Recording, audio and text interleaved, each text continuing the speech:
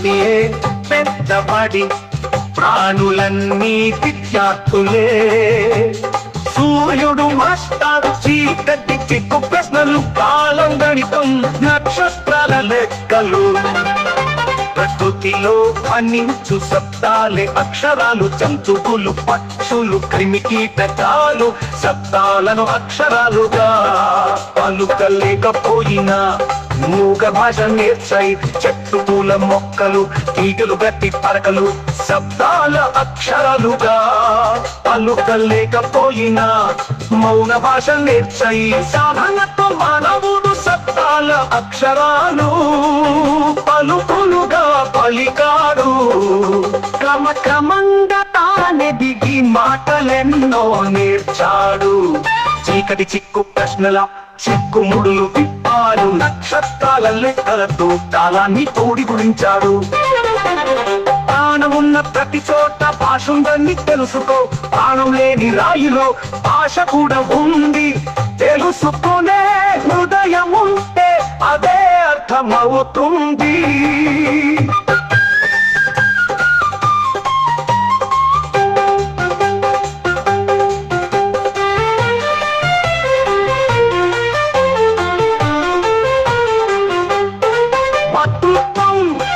మమకారం అనురాగం పెంచుతూ ఒడి చాచిన ప్రకృతిలో మమతల మాటల అభ్యాసం చేస్తూనే ప్రకృతి ఒడిలోన విద్యార్థిక మానవుడు ముందుకు సాగాడు.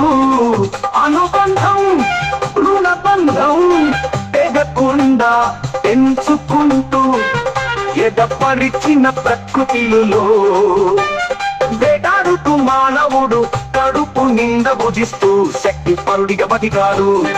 కొండ గుహల మట్టి బొరియల చెట్ల కొర్వల చెట్ల కొమ్మల నీడల నివాసాల్లో సెదవీరే మానవుడు. ఆ నీడల నివాసాలే జీవమనుగడ బుద్ధికి చక్కనైన పునాదులు. ప్రకృతిలో సంచరించే మానవుడి మనసులోన ఆలోచనల మెరుపు మెరిసే. జంతువులకు తోక, పక్షులకు ఈకలు మానానికి చాటు. మానవుడికెందుకు దిగంబరం, విజ్ఞానపు జిజ్ఞాస కలగగానే మానవుడు చెట్ల ఆకులు మొలకు కట్టి చంపు చర్మాలను దుంకు చుట్టి తన మానం దాచుకునే.